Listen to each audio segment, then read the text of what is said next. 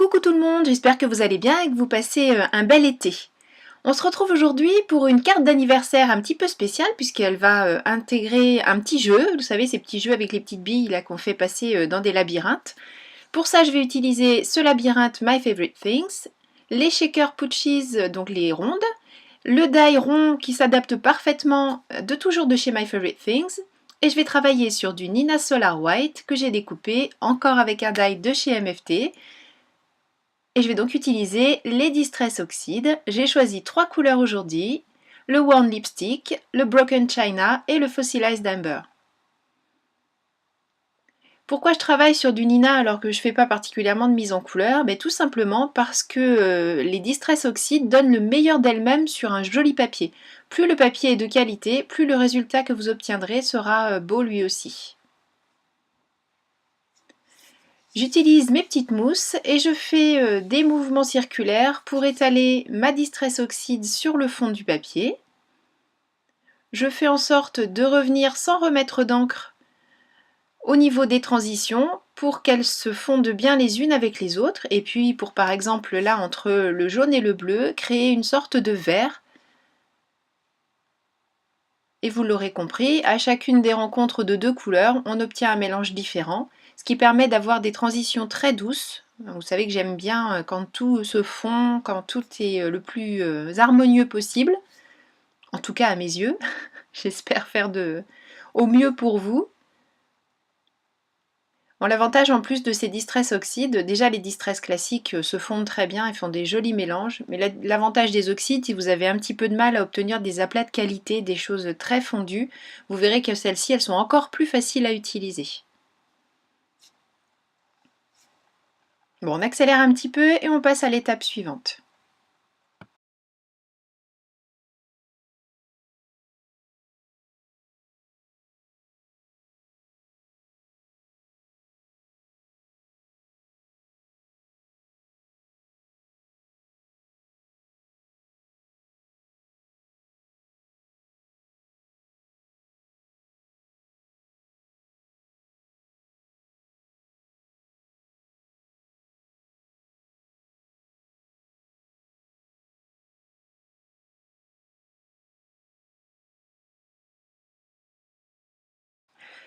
Comme leurs cousines, les Distress Ink classiques, les oxydes aiment beaucoup jouer avec l'eau, et vous voyez là j'ai vaporisé un petit peu d'eau et chaque gouttelette fait oxyde la couleur, c'est-à-dire la fait blanchir.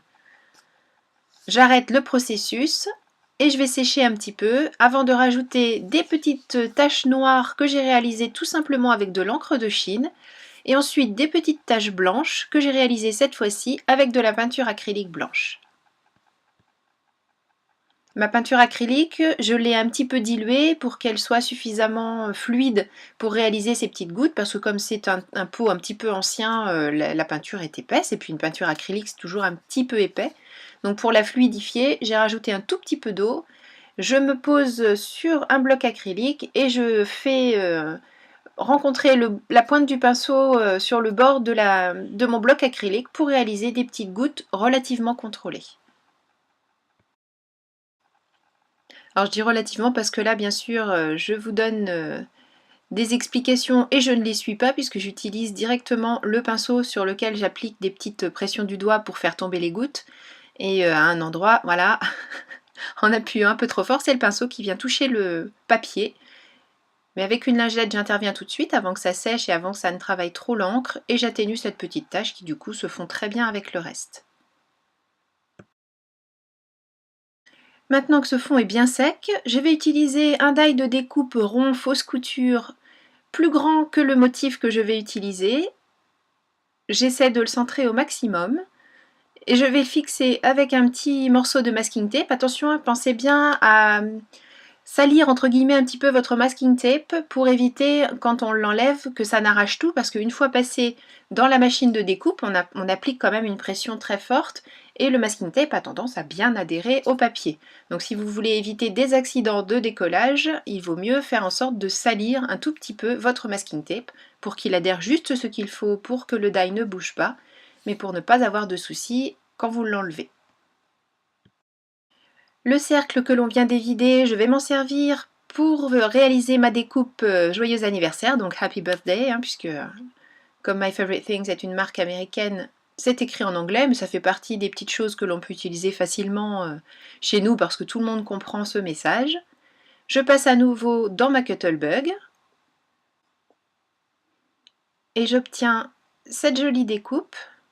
Donc je fais attention en décollant de ne pas perdre éventuellement des petits éléments qui pourraient m'être utiles. Je garde bien le centre de ce cercle parce que je vais m'en servir tout à l'heure pour ma carte. Et avec mon pic, je vais enlever tous les petits intérieurs de lettres de manière à avoir une découpe parfaitement propre et utilisable pour cette réalisation. J'ai découpé également un cercle noir avec le même die cercle que celui que j'ai utilisé pour évider mon fond de carte.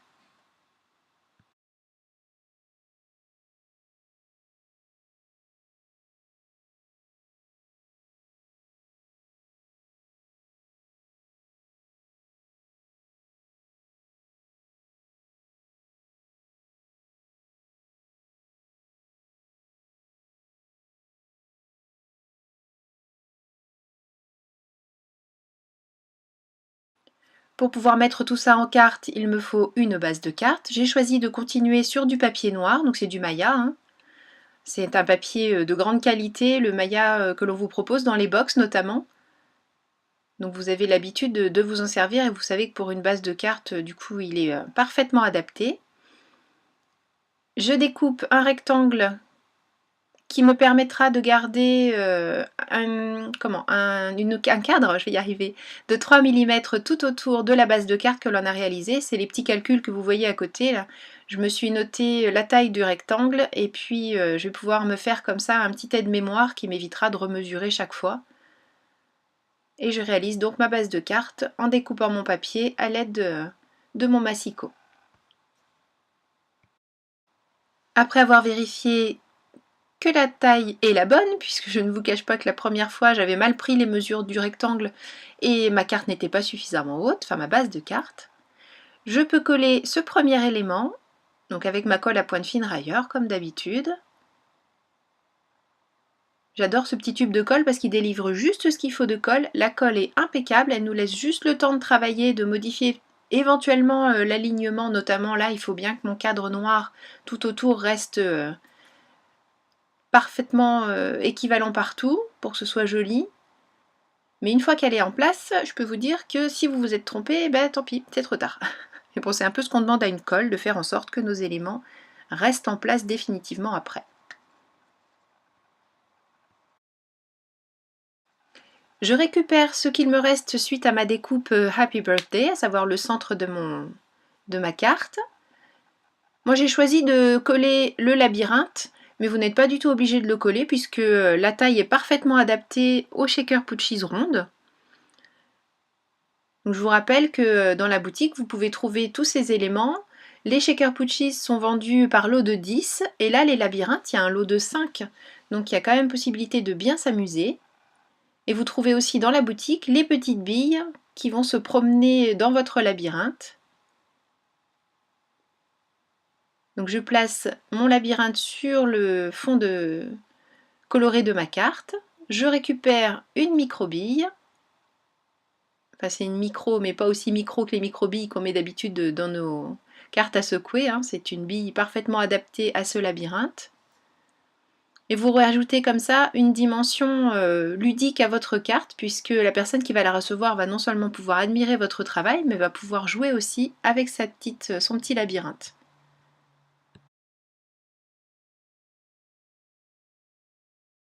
Je peux maintenant coller cet élément au centre de ma carte. Donc pour cet élément-ci, j'ai fait en sorte d'essayer de suivre le motif que j'avais créé au départ avec mes Distress Oxide. Mais après, par contre, la couronne Happy Birthday, je vais choisir de faire en sorte que le jaune soit au milieu des deux parties bleues, enfin bon vous allez voir, pour essayer de casser un petit peu ce motif et faire en sorte que ça ressorte encore mieux, même si je suis posée sur un fond noir. Alors, pendant que je vous parlais, j'ai découpé avec un des motifs cœur de l'ensemble de die Blueprint 27, j'ai découpé un petit cœur rouge. puisque mon sentiment dira suis ton cœur, donc je voulais faire en sorte que le labyrinthe de la petite bille conduise jusqu'au cœur qui est au centre maintenant de la carte. Pour coller la coupelle shaker, j'ai tout simplement utilisé de l'adhésif double face. Avec mes die ronds, j'ai à nouveau découpé un cercle noir pour venir recouvrir le tour de la coupelle et faire en sorte qu'elle tienne bien en place. Et comme ça, j'aurai un support vraiment uniforme pour coller ma couronne Joyeux anniversaire que vous voyez là sur la gauche. Et tout ça, je le colle bien entendu comme toujours avec ma colle à pointe fine railleur. Voilà, je vais faire en sorte de mettre en place, comme je vous le disais tout à l'heure, cette fois-ci en ne respectant pas le schéma de couleur et au contraire en le cassant pour faire ressortir tout ça et puis faire en sorte que ce soit trop mou entre guillemets.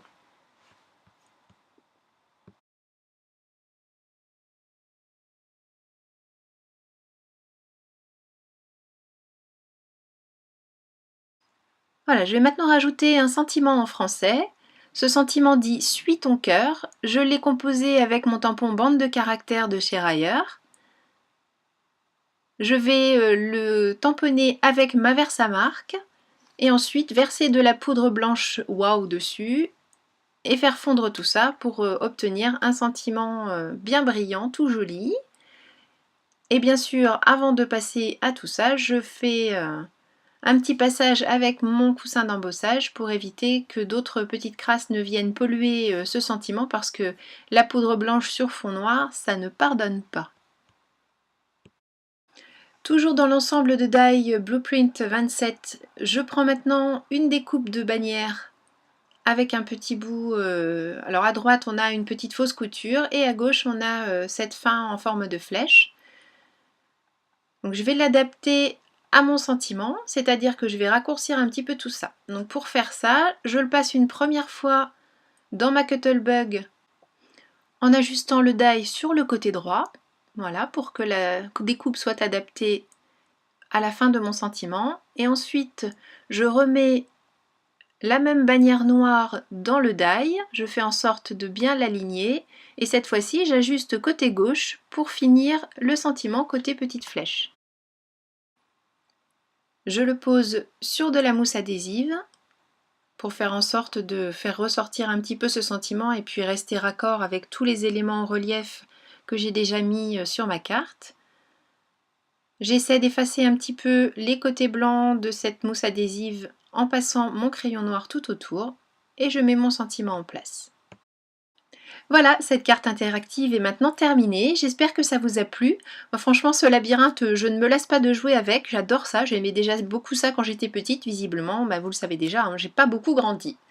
Merci beaucoup d'avoir suivi cette vidéo. J'espère que vous aurez appris encore 2-3 petites choses. Je vous fais des gros bisous. Passez un bel été et je vous donne rendez-vous très bientôt pour une nouvelle vidéo création. Bisous, bye bye.